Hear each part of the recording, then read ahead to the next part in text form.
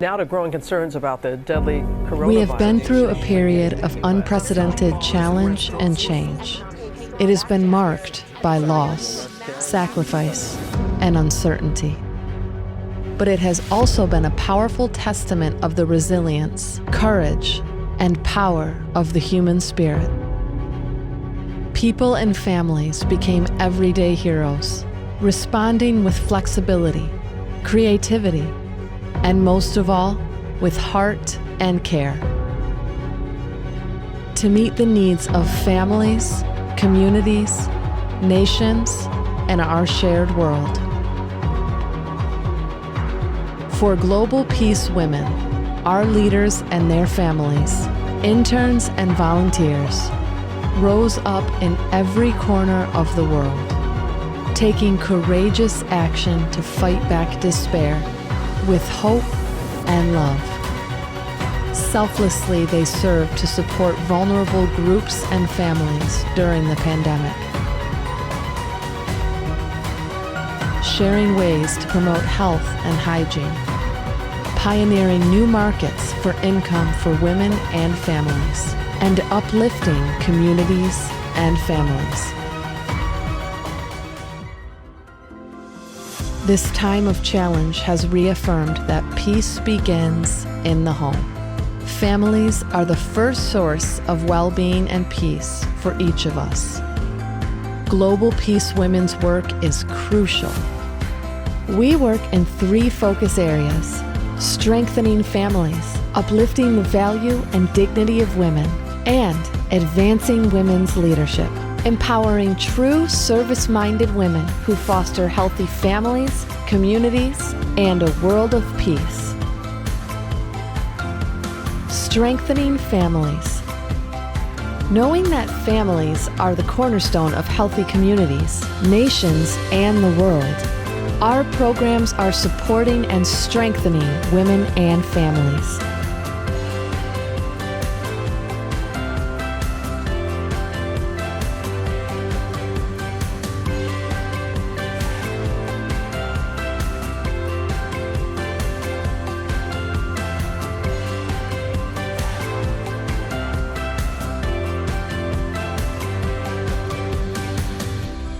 Uplifting the value and dignity of women.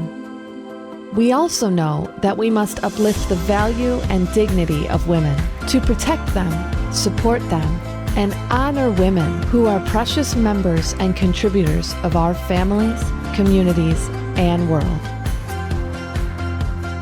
Advancing women's leadership. And we have connected women around the world from all walks of life to cultivate soft and hard skills and build platforms that amplify their service-minded leadership at home and in the world.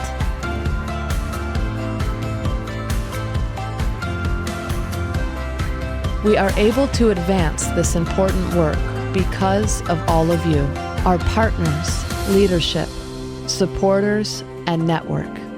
Because of your support and contribution, we have come this far. GPW was established in 2011 as a division of the Global Peace Foundation, recognizing the essential role of women in peace building within the family and world. Since then, our reach has expanded, and in 2020 we became an independent nonprofit organization. We are incredibly excited as we look forward to this new chapter ahead of healing our world and sparking transformation. Peace begins in the home, and from there, we can build a world where we are one family under God.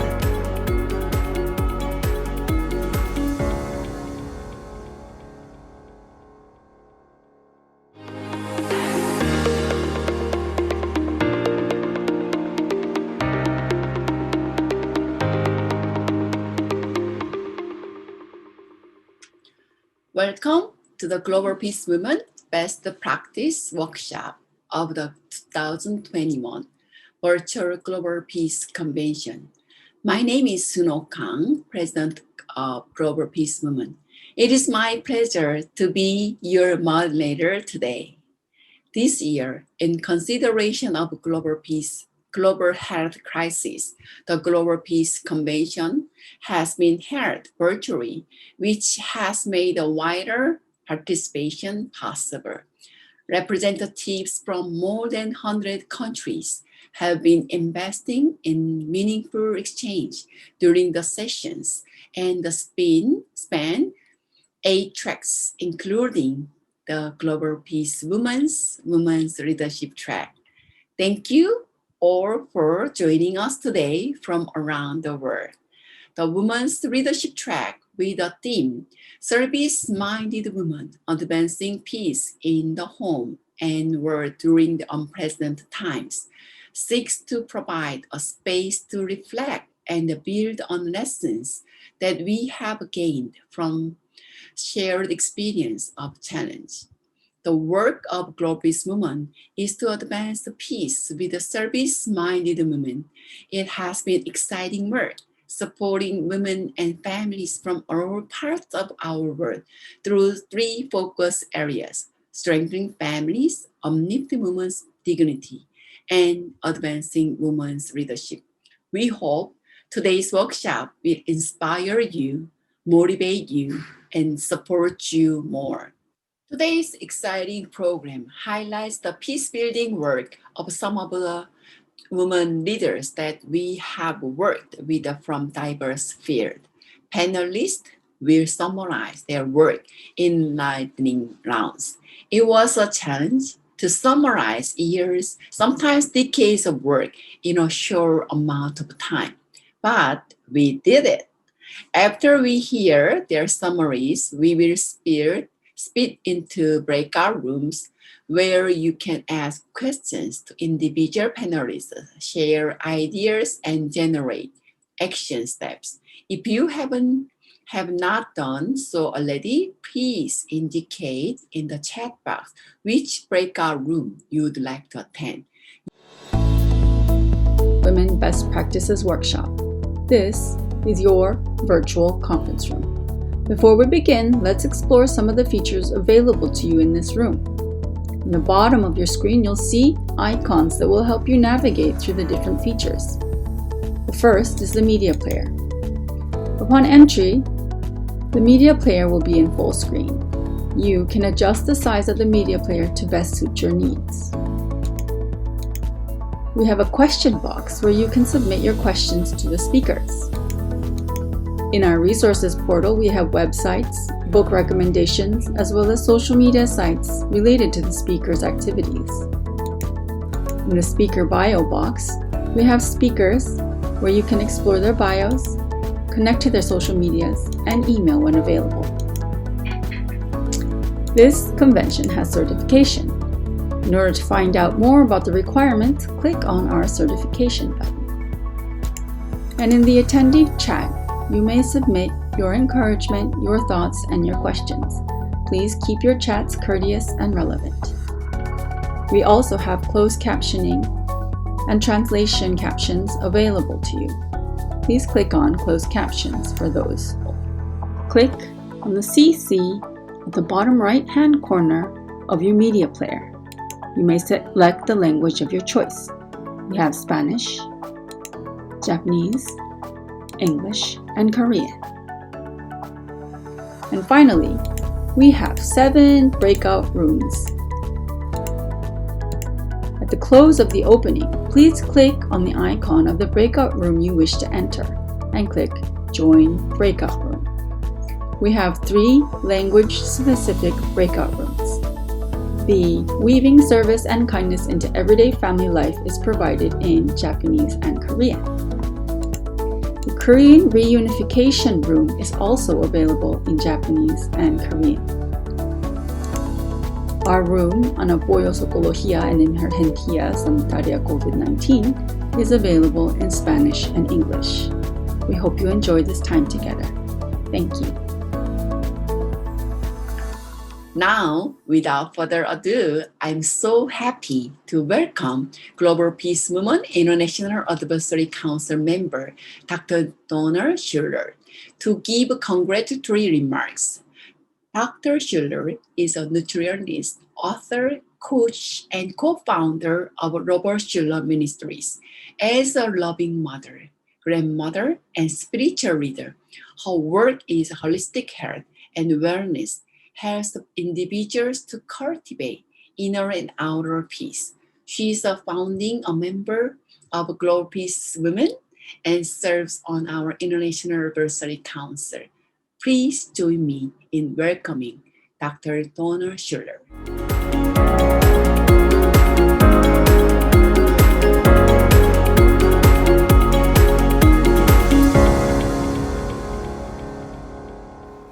Hi there, I'm Donna Schuller. I'm actually part of the Global Peace Women Advisory Council. I've been with them since the beginning. I've actually been part of the leadership with the Global Peace Foundation since its inception. I believe that was in 2008, maybe 2009. I may be off by a year, but I want to say good afternoon, good morning, good evening, no matter where you are, because we have women joining us from all across the globe. And you know, even though we can't be here in person, and even though we can't be with each other, touching each other, holding hands or shaking hands or even hugging sometimes, this is a miracle that we are able to do this virtually. And actually, we're able to reach more people than we reach in person.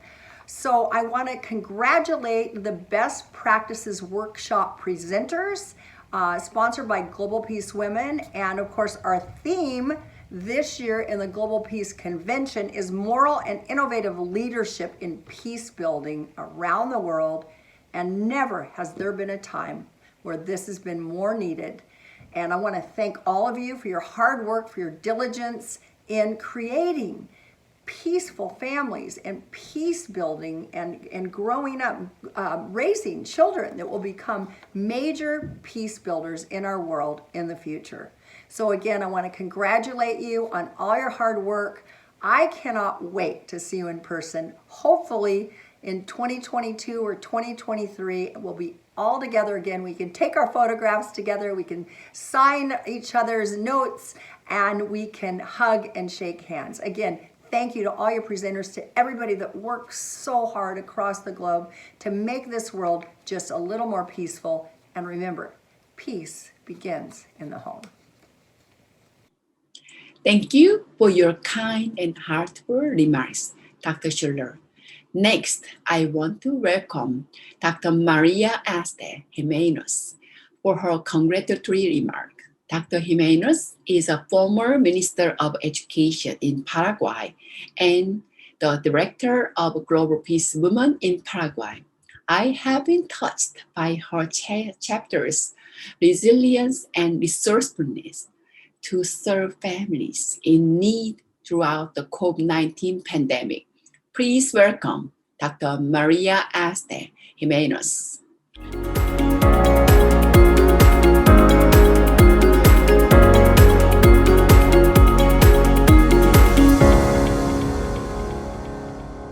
Muy buenas tardes, queridas amigas.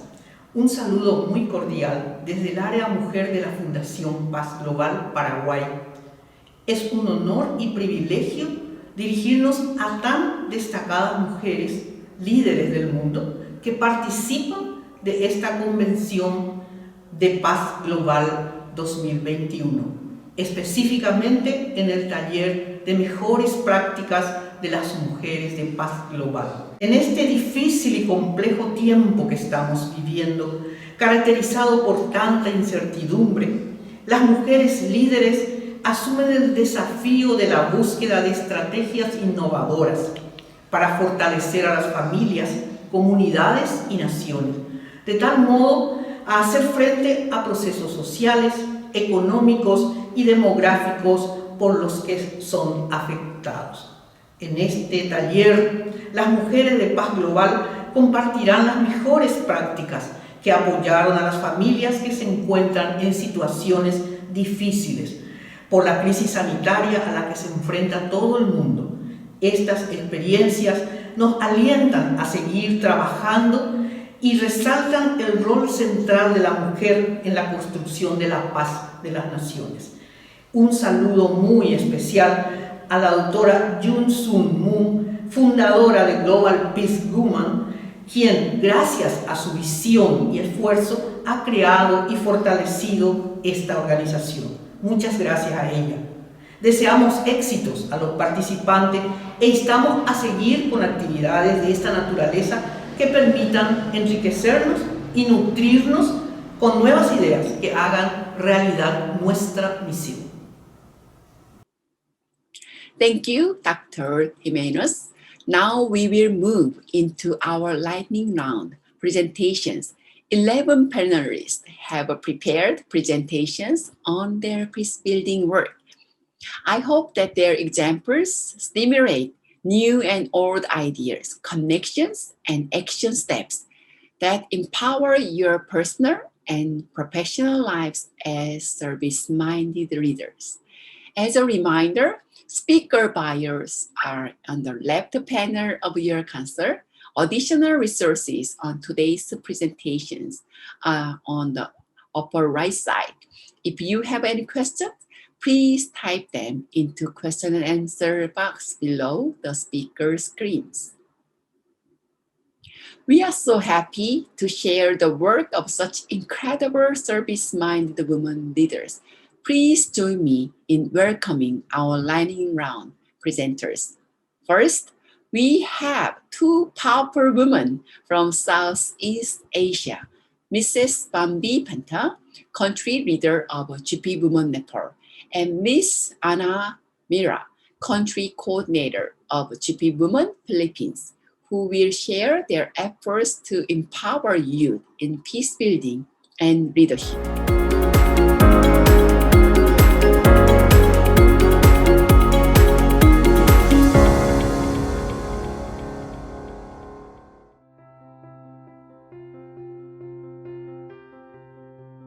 The youth's role is significant in transforming communities.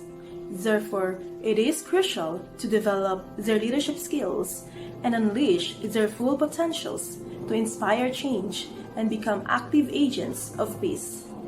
And this is the aspiration of the Capacity Building of Peace Builders program.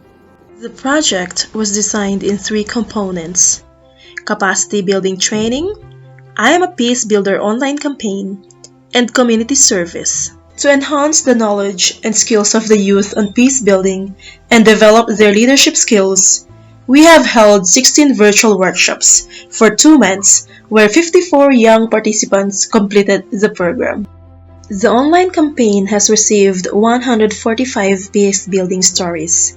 The campaign spreads awareness on how an individual can be a peace builder and to call for action, for others to become peace builders in their homes, communities, and nation. To put into action of what the youth have learned, we are engaging them in service programs. 5 mini projects were selected to be implemented. A blood donation drive was also initiated by some of the participants. Since the training, most of the participants are involved in at least one service program. The capacity building training has significantly improved the peace building knowledge of the youth participants based on the baseline and endline survey we have done with 54 of them. Their understanding and perceptions of peace have also significantly improved. I understood peace does not only mean having no conflict with individual, group or any institution. It is also having a peaceful mindset and keeping oneself emotionally, physically and spiritually healthy. With the knowledge and skills gained, the youth are practicing them to improve peace in their daily lives.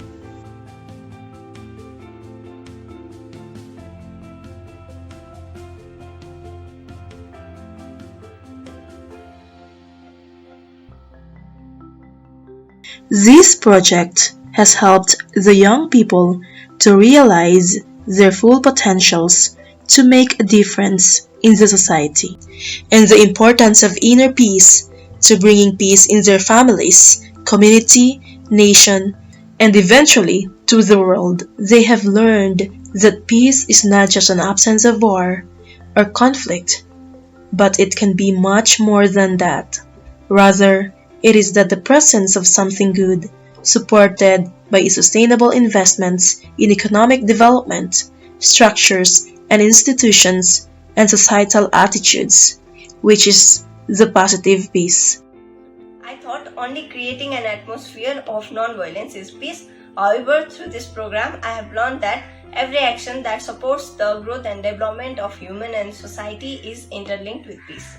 Let us continue to empower the youth for sustainable peace.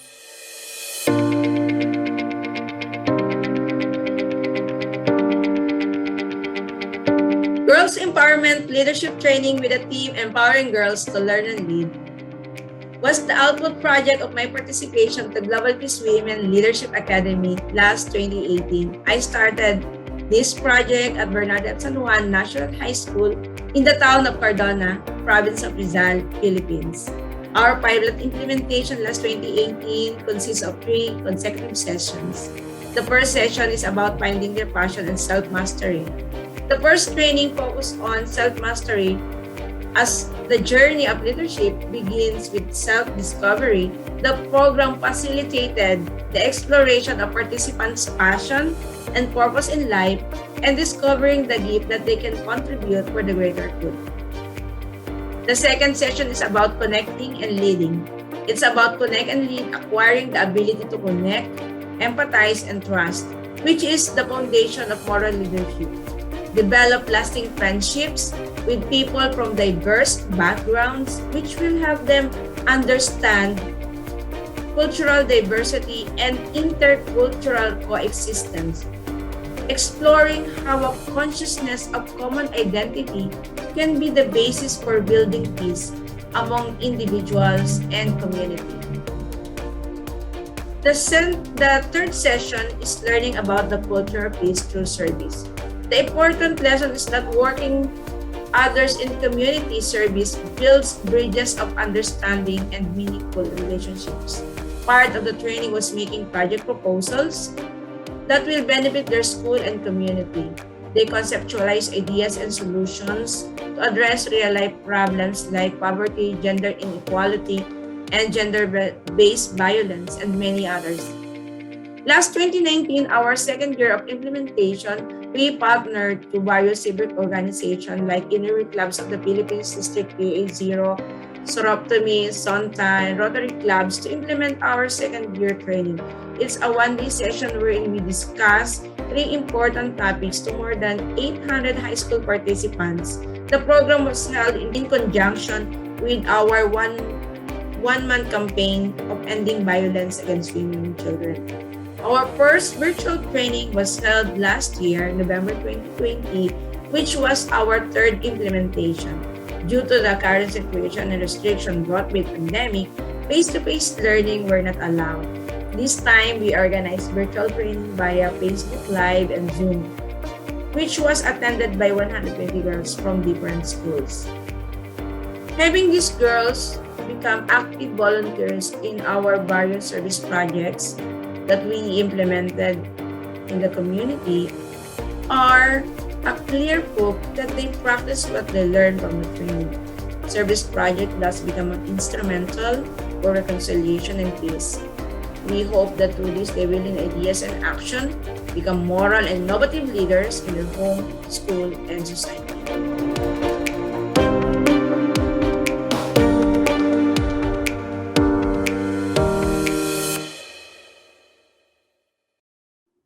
Thank you, Bambi and Anna, for sharing your amazing peace-building effort with youth. Our next 2 panelists will present their work toward the Korean reunification and youth activism.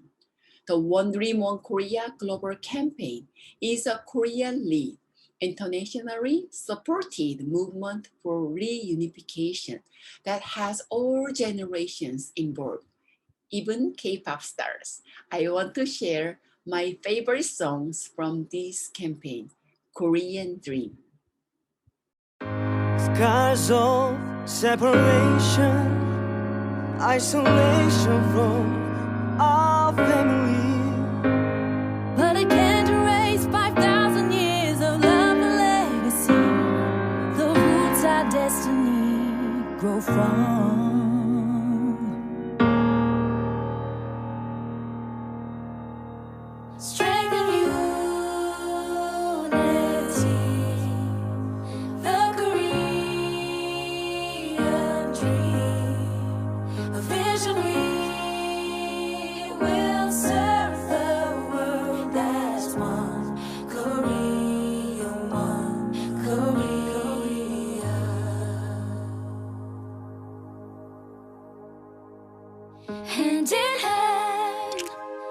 without fear, spreading love that will heal us. Shine a light so all can see the transformation, the unification. For the benefit of all humanity.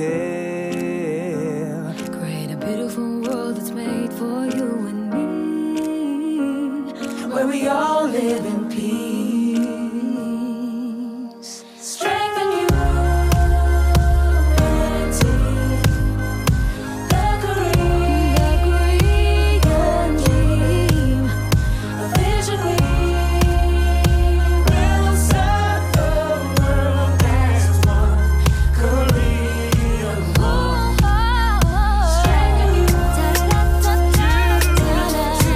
unity,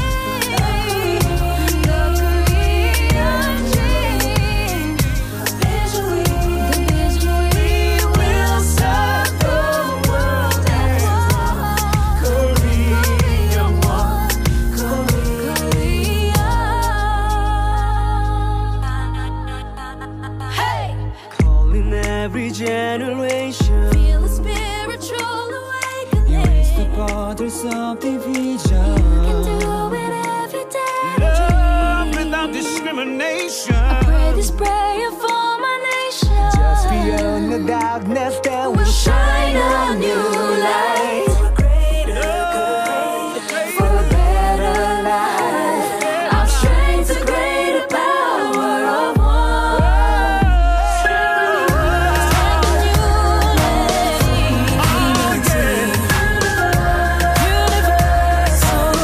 universal dream. A vision we will serve the world as one, family one.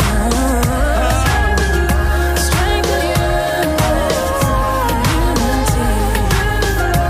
universal dream. Vision we will serve the world as one, family one, together one. we're all citizens of God's creation. Let our voices be heard. Join hands and heal the world. With universal love guiding us, we're stronger and better together than we're apart.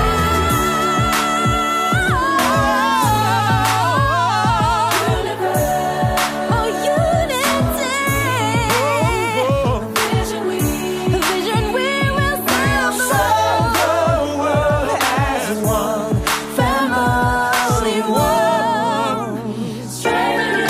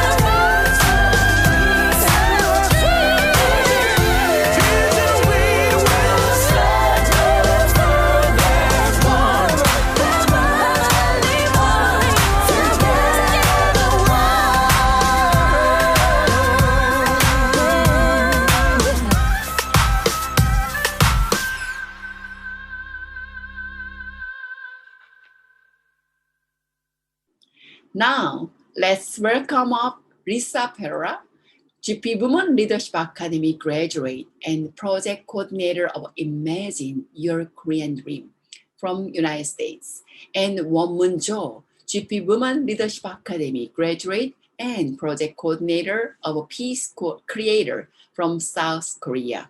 Let's welcome.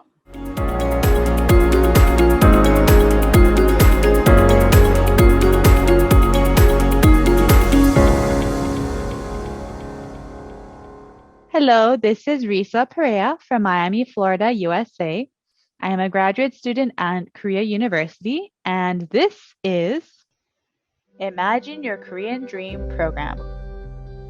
Imagine Your Korean Dream is a program in which volunteers from the US meet with students in Seoul in an English learning program. The targets are service-minded youth 18 to 25 years old who have an interest in creating a positive society.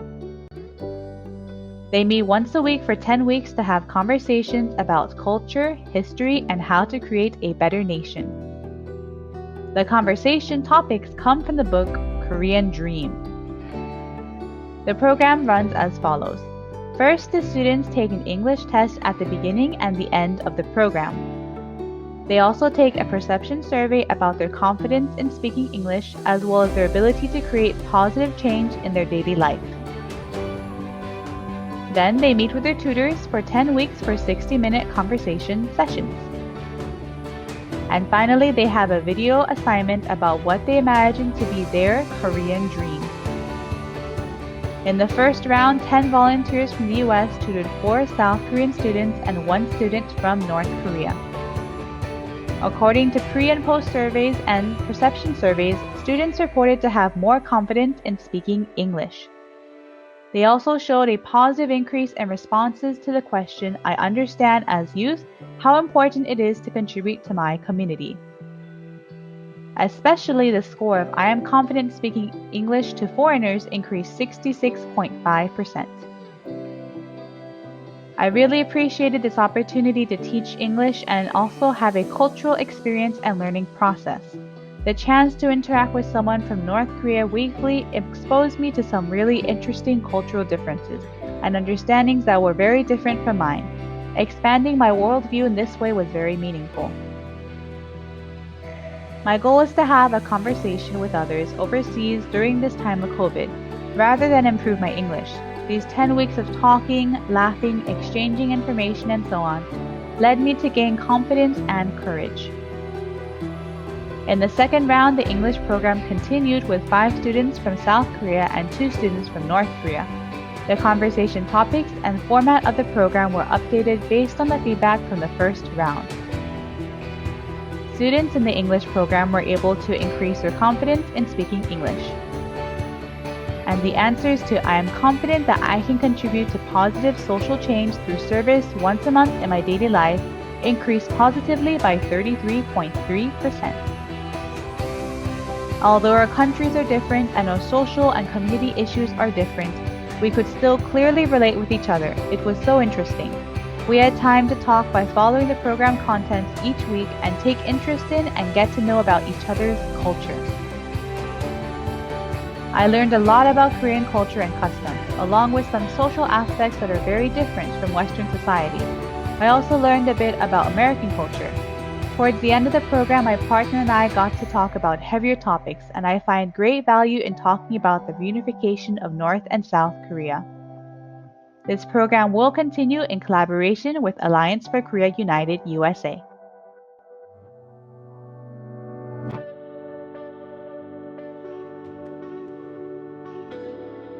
All the sources that are used in this video are created by Peace Creators. Hi. Hello. We are Peace Creators from 8 different countries. We gather to talk about peace within ourselves, in our surroundings, in the Korean Peninsula. Let's take a moment to think about our inner peace. When do you feel peaceful? When you look at the moon? When you walk around? When you go on a hike? We feel peaceful even with small things in our daily lives. Reflecting on ourselves at a temple, sharing cultural traditions with others, embracing differences, having my own pace in life, and enjoying every moment makes us feel peaceful. Now let's take a look for peace in our surroundings. We Peace Creators interviewed the public and met a family building peace at home, one step at a time, a friend who shares a peaceful moment through music, an activist for the unification in the Korean Peninsula, friends creating synergy together,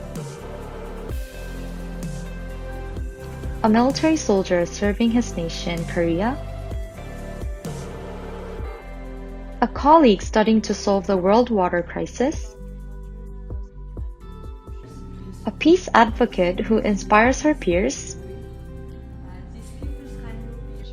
and a social activist for the freedom of the North Korean people. Last but not least, we shared our thoughts on what the future of the Korean Peninsula would look like after its peaceful unification. We imagined a social movement for the improvement of the inter-Korea issues, noticed the importance of the heart-to-heart connection between the North and South,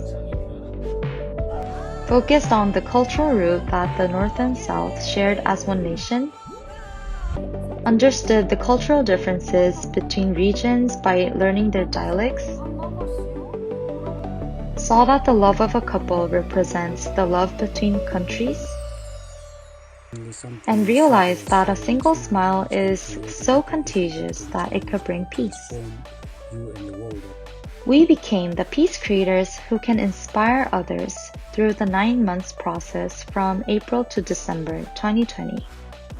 We created a total of 80 videos with 17 members from 8 different countries, shared our thoughts under the theme of peace, had a virtual meeting with the North Korean youth, and learned video editing skills from a professional.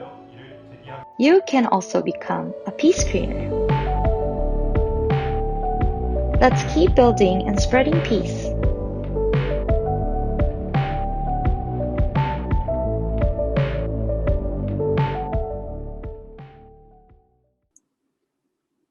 Thank you, Wonmoon and Risa. As a Korean myself, this issue is close to my heart. In Korea, we have relatives in North Korea that we are never heard from. Seeing these two young leaders, I can feel reunification and a new model of peace building is just around the corner. Thank you. Our next speakers will share their experiences in developing unique and effective models of gang violence and drug abuse prevention and intervention that are based on strengthening families and communities. Please welcome Dr. Dayaba Shaib, Clinical Director at the Ulster Recovery and Wellbeing in Nigeria, and Colette Cabrera, Senior Writer at the Wilson Center in the United States. Before that, I'd like to share a clip from the Wilson Center with the local miracle workers in the urban centers of the United States. Let's take a look. 46218. 78237. 75216. People are fleeing. There are more deaths in that zip code than in Iraq during the war. We're on the front line of the war. What are you doing out here tonight? I'm working, trying to make more money to get my drugs. When was the last time you shot up? Yesterday in the morning. They got 1 foot in and 1 foot out, and they're about to go the wrong way. That's why you got to have people who remind those in this trap that it's not permanent.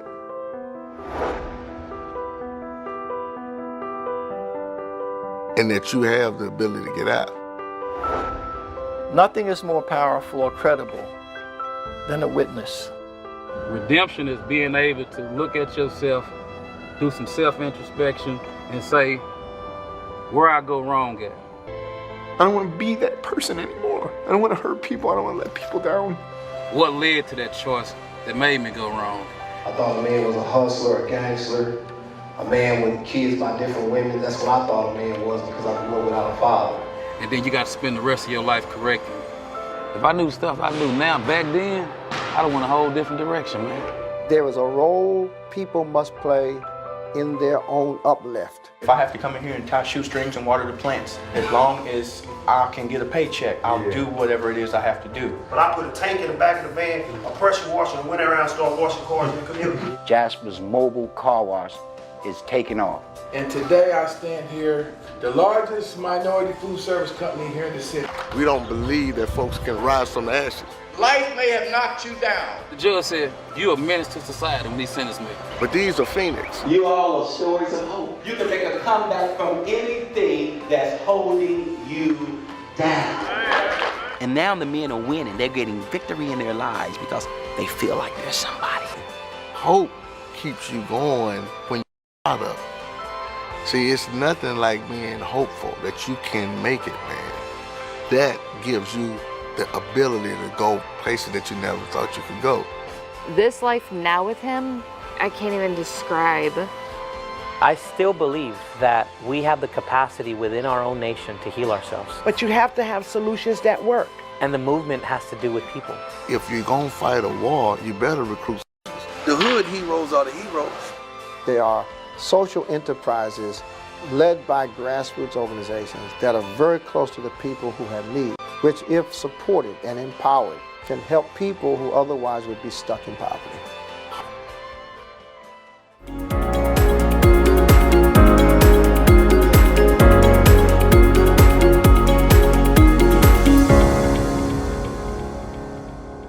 My name is Dr. Deyaba Shaibu, and I bring you greetings from Nigeria.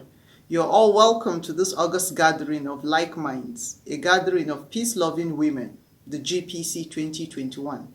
The past year has been a year of unprecedented happenings around the globe, a period that came with a lot of challenges, one of which is the virtual convention we are having at this time. 2 years ago, we were laughing, hugging, and shaking hands in South Korea, oblivious of what laid ahead. COVID-19 definitely put a damper on our activities at GPW Nigeria, but we rose above it all and remained resolute with the work we had started, the Drug Prevention Program. In 2018, Global Peace Women Nigeria organized a huge sensitization program in the heart of northern Nigeria. This gathering had civil society organizations, religious leaders, heads of traditional institutions, mothers, and teachers all in one room, brainstorming on ways to tackle the multi-headed monster called addiction.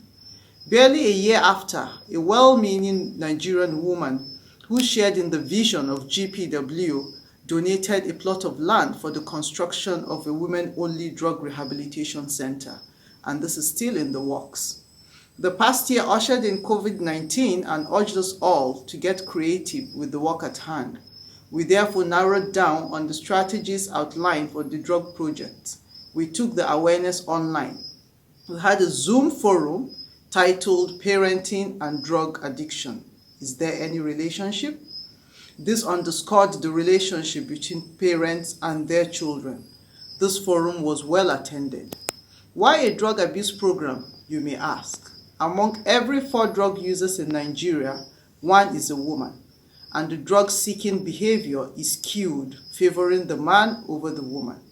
GPW Nigeria seeks to bridge this gap, to educate, enlighten, advocate for girls and women who are the very foundation of the society. With our collective strength and vision, we know we can. After all, the saying goes, take care of the woman and you take care of the nation. For we believe that peace truly begins in the home. Thank you. Hi, I'm Colette Caprera. I'm a writer, and I've written and edited for the Woodson Center for more than 30 years, documenting the success of grassroots efforts in low-income areas to conquer challenges, everything from gang violence to drug abuse. That's what I want to share about today with an approach to youth violence. Here in the United States, our nation is really in an epidemic of youth violence. A lot of the kids, young boys especially, that are into violence and shooting are from fatherless homes. And research has shown that this is related to a much higher likelihood of involvement in criminal activities or substance abuse. So you would think their destiny was dictated by their data, but it's not, because from the community, concerned individuals have come in and they've played the role of surrogate parents. 20 years ago, this kind of intervention became a model for an initiative called the Violence Free Zone. And what had happened is this one community in Southeast Washington, D.C. was just ridden with crime. And so adults who knew that area were really concerned. They asked Bob Woodson with the Woodson Center, do you have any advice? And he said yes. And they met together. And these men, a group of 5, went right into the neighborhoods, even at night, and reached out to the kids. At first, the kids thought they were police. Then they were just kind of shocked that these guys would not go away. And so because they repeatedly came, they won their trust and the respect of the kids. And eventually they won their response. There were 2 warring factions. They agreed to come together in Bob Woodson's office. They met and they came up with a truce. They said no more killing. And once they did that, once they started to turn their lives around, Bob Woodson connected with authorities, with the Public Housing Authority, with the police, and arranged for positive, productive activities that could be offered to them. So these were kids who had been the bane of their community. They shot it up, they put graffiti. They were serving to do landscaping and graffiti removal. And their own idea was they wanted to be coaches. So when they got the paychecks from these jobs, their first paychecks were used to buy uniforms for these little kids that they were coaches for. So this turnaround was like miraculous. And it became, like I said, the model that's been since exported to 5 different school districts and 30 schools in 5 states throughout the United States. It would decrease violence by 25% in some of these just in 3 months. And a footnote is this is not just low income areas. Later, Bob had a conference where he brought kids from the suburbs that had suffered mass shootings in their schools in together with these urban kids. And they agreed that, that the same solutions would work there too. I just wanted to share 3 lessons from this approach to youth violence. The first is that the solutions to the most pressing problems of low-income communities come from within those communities themselves. If you go in and you ask people where they would go in times of crisis, they point to someone or a group.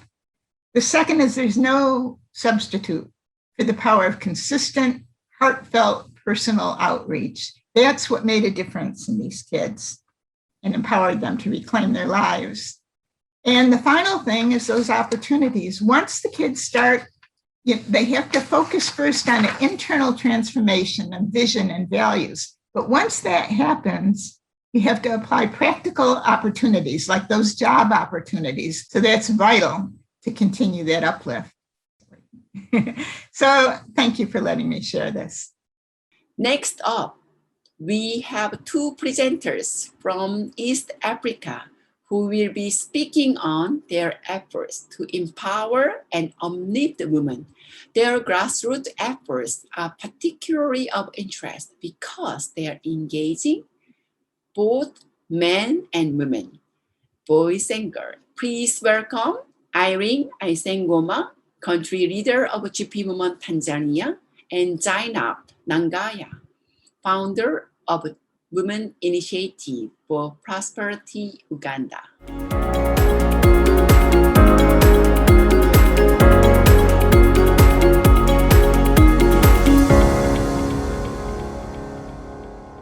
My name is Zainab Nancha. I am from Uganda, and my program was about reducing security gender violence in one of the secondary schools in Uganda called St. Teresa Secondary School. In Uganda, the problem of GBV is really high and very challenging, which is mostly manifested through conflicts between girls and boys, like discrimination, bullying, stereotyping, sexual and physical harassment, among others. So it's upon that background that I chose to implement this program such that I could be able to curb that conflict of gender-based violence among girls and boys in secondary schools. There, I was training volunteers who are going to be recruited to help and support in the program. And right there, we see participants who are planning together about a task that were given to them. This program also looked at the theoretical concepts of gender, and they used to work as in groups, and then after that they had to present to the others regarding various gender concepts, basically to do with gender roles, gender differences, and also gender image or gender image within our community.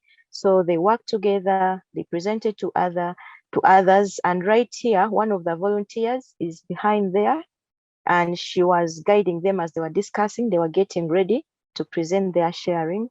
After that, the theoretical sessions, for each and every session that you conducted, we had to go for the sports, for the games, and also low organizational games. That's how they were conducted. They used to do some games, and in this case, they were doing a game called Quash, sharing their names and sharing their own maybe experiences. And here they were doing a game that is called 20 passes, where they had to plan strategically together, work together, and this was done for over a period of time. So as they work together, they aim to make sure that they do understand, accept each other, trust each other, and also they get familiar with each other. Some of the highlights of the program was sports is a powerful tool for building and unifying. Sport is fun, it's full of joy, but it also provides a learning experience, which is also, but however, it can also be a source of violence in society if not well managed and if not well facilitated. So the sessions were carefully facilitated, and therefore we did achieve our main target or our main goal for the program. We had 80% of the participants who totally agreed that they respected each other regardless of their gender, and they were very comfortable. 98% of them said they were very comfortable to work with girls and boys in a group, just because of the sessions that were conducted on a weekly basis, and we had 12 sessions in total.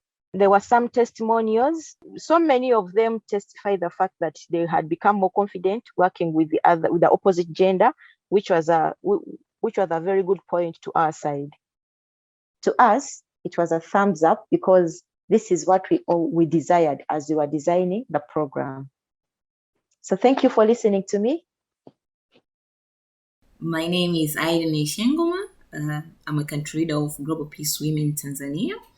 I'm glad to present to you Women Preventive Violent Extremism Project, and the project aimed to build the capacity of women in preventing and responding to violent extremism. The project was sponsored by United States Institute of Peace and being implemented under the consortium of Sisters Without Borders, in which Global Peace Women Tanzania and Global Peace Foundation Tanzania were among the implementing partners. The project was divided in the main activities of the project were divided in 3 thematic areas, which were women empowerment, community awareness creation, and legal framework empowerment. On women empowerment thematic area, our project team were able to conduct a training which focused on women rights and issues of GBV, leadership in relation to the women roles in violence prevention and peace sustainability structures, as well as issues of conflict analysis, conflict management and resolutions, and the issues of women's sphere of influence in peace sustainability.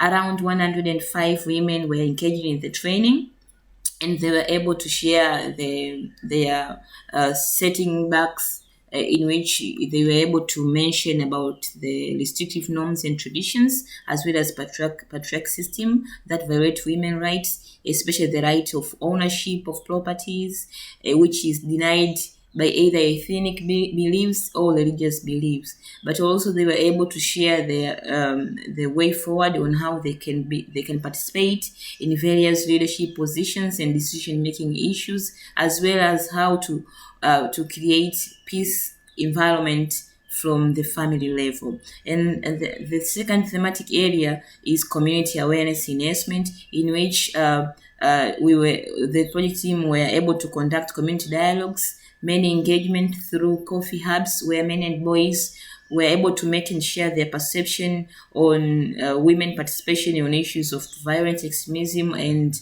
peace sustainability, as well as community outreach through Caravan, in which the main focus was to influence positive norms of supporting women participation in issues of peace building issues. And lastly, the project were able to create awareness on legal frameworks in which we were able to identify gaps in the proposed belief bylaws that will promote women participation in violence prevention and peace sustainability. All in all, both women, community members and local government leaders as well as religious leaders were able to engage through this project and have a common voice of making sure that women are able to participate on issues of violent extremism as well as peace sustainability. Thank you. Our world is composed of men and women. Irene and Zainab's project stories remind us that to uplift and empower women to be the best of themselves, we must also uplift and empower men. Thank you both. We have 3 presenters left. If you haven't done so already, please indicate in the chat box which breakout room you would like to attend. In this last round, we have 3 women who will share their efforts to foster peace in the home and world. From the Global Peace Foundation, Mrs. Gail Hamilton, Program Specialist at the Global Peace Foundation, will be sharing models of peace building at the Global Peace Foundation is developing across the world, from Nigeria to United States. Then, Mrs. Nibia Piso, country leader of GP Women Uruguay, will talk about her diligent effort to provide mental health support for adolescents and families during the COVID-19 pandemic. And finally, we will have Sarah Adlan from our very close partner, Doing Good Together, who will share about how Doing Good Together has encouraged families for decades to be peacemakers who can restore community, starting by weaving service and kindness into their everyday life. Let's take a look GPF Nigeria clip. The conflict in Nigeria is unfortunate. The reason is that most of the conflicts, though they may start as economic issues, but they've always ended up as religious issues. Even if they start as political issues, they always end up as religious issues. Lives have been wasted. It has denied them going to school, denied them economic opportunity because they are fighting. So as co-facilitator of the Global Peace Foundation campaign on One Family on God, we decided to move into those local communities to begin to speak to the people on the need for them to remember that human beings are members of one family under God. So the mission of our work in the aforementioned areas is to inculcate in people the spirit of oneness, the spirit of the sanctity of the fundamental human rights of all and sundry, regardless of any difference. And it has been yielding substantial beneficial results. We have selected targeted groups, the young people, the women, the religious leaders, and the traditional leaders. So we always bring them together because whenever a crisis erupts, the most vulnerable are the women and the children. So that is why we have decided to use the religious leaders, the traditional leaders, the young people and the women to inculcate in themselves the message of oneness of humanity. We need to build capacity of more leaders who will go to rural communities, to churches and mosques, to schools and teach this message of peace. In Africa, there is this tradition or culture where we are one another keeper. With the fact that we have an extended relationship. Sometimes some people can call you their brother while they have no blood relationship with you. So if we have that, Why don't we build on that kind of understanding that we call some people our brothers and really being brothers and protect them? Why don't we begin a system where we will love one another, we will cherish one another, we will celebrate one another, we will defend one another. Our children will grow to see others as part of their human family, not enemies.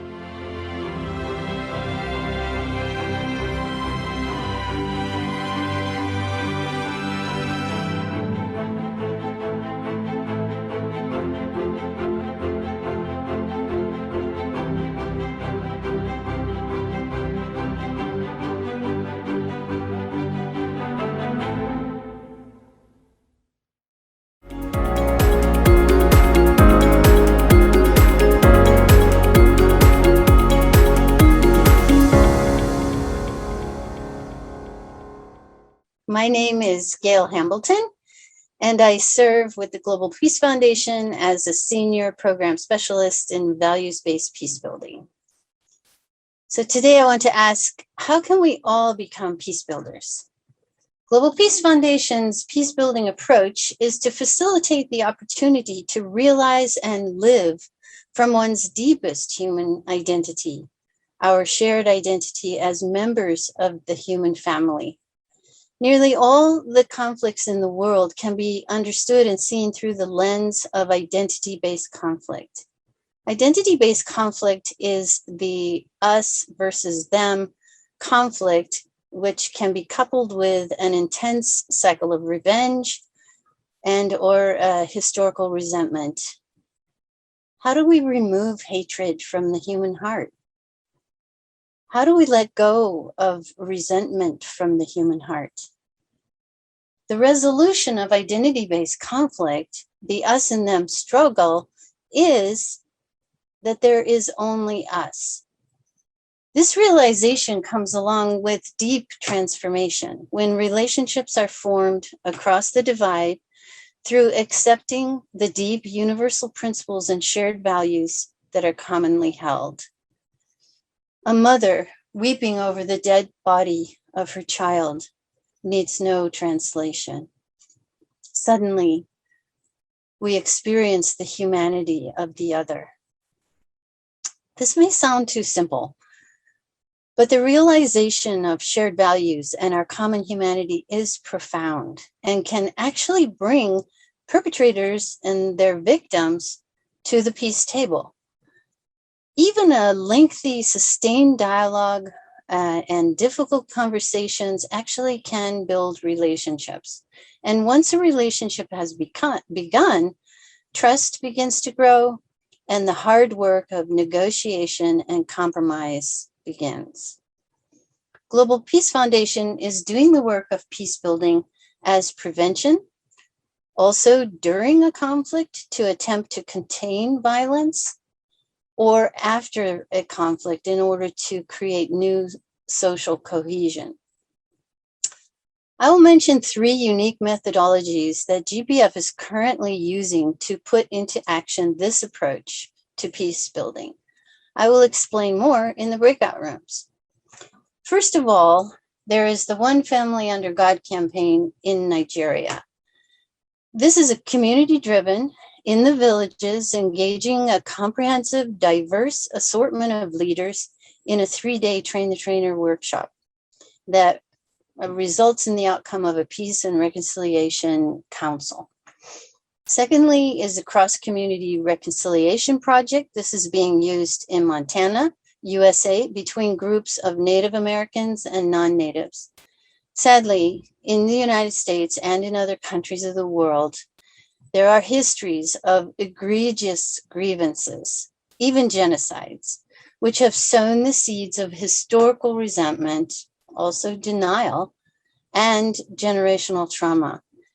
So these 2 methodologies that I've mentioned so far, they take time. They're a process and are best used with a more intense conflict or hot conflict. The third is the Peace Hub campaign. And this is more of a grassroots initiative. Communities can become peace hubs by completing a group study workbook. And this is really peace building as prevention. building social cohesion and solidarity in the community, and preventing hate crimes. Thank you so much, and I look forward to talking with you more about these approaches in the breakout rooms.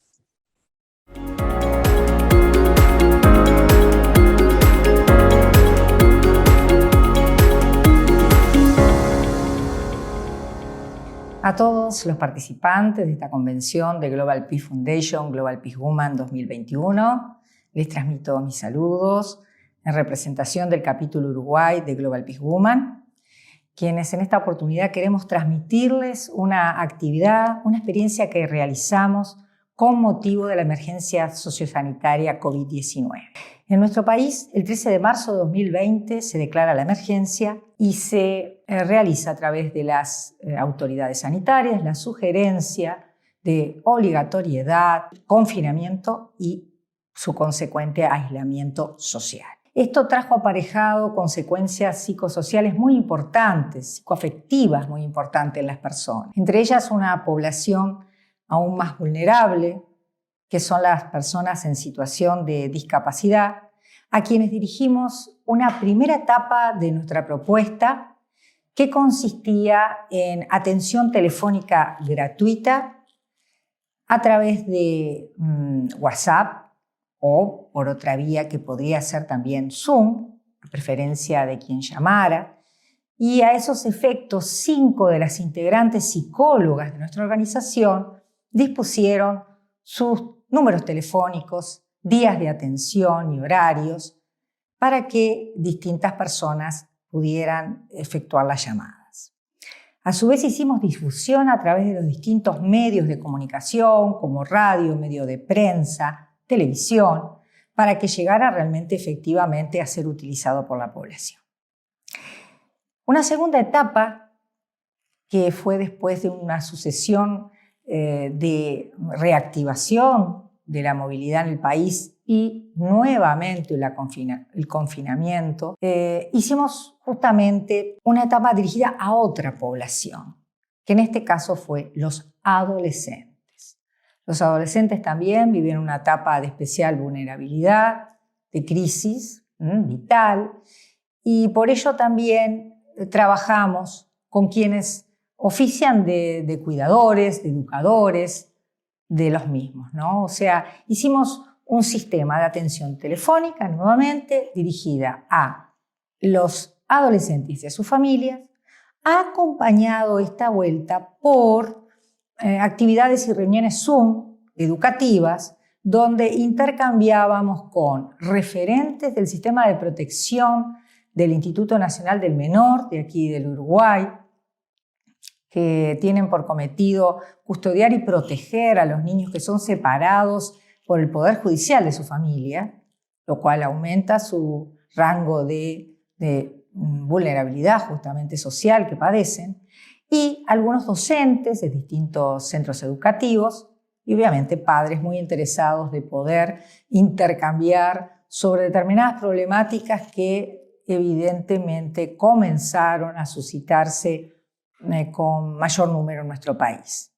Ellas son la depresión, el suicidio y el consumo de sustancias psicoactivas. Esto realmente nos dejó como premisa la importancia que tiene de trabajar con la familia y mediar siempre bajo la óptica y la misión de la transmisión de valores éticos y universales, una mirada como una sola familia bajo Dios. Bueno, muchas gracias.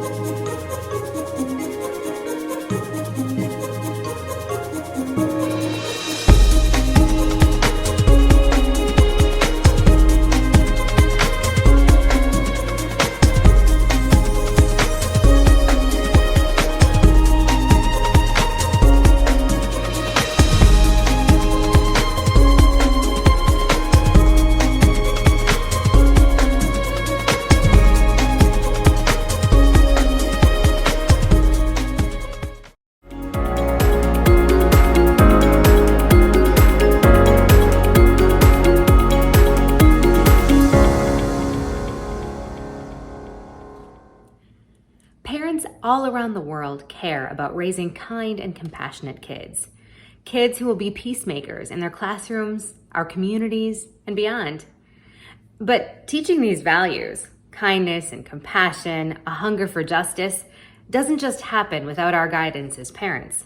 Kindness is a muscle, and the more you practice and exercise your child's exercise muscles, the stronger they'll grow. At Doing Good Together, we help families start and sustain intentional kindness practices, a powerful combination of daily habits, thoughtful conversations, great books, and family volunteering.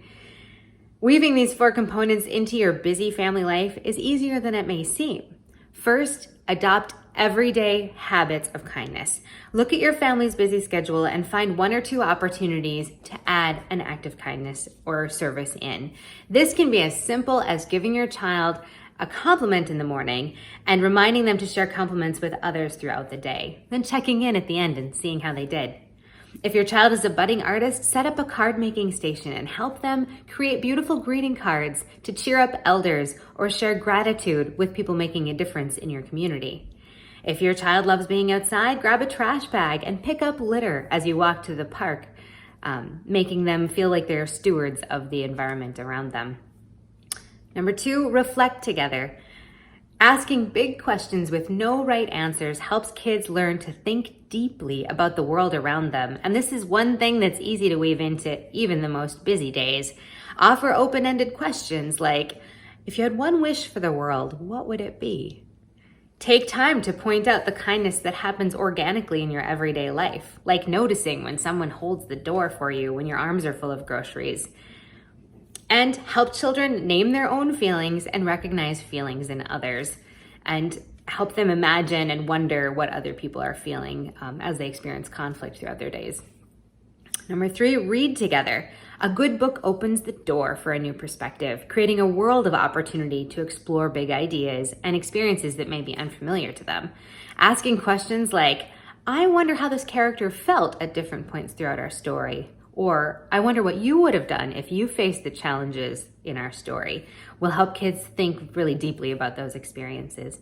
And finally, volunteer together. We must include this last only because volunteer projects happen more infrequently than the other things I've mentioned, but reach out to the local organizations doing good in your community and see how your family can get involved. These opportunities to serve others will have the biggest impact on your child. In conclusion, a family kindness practice will shape the way your kids engage with the world.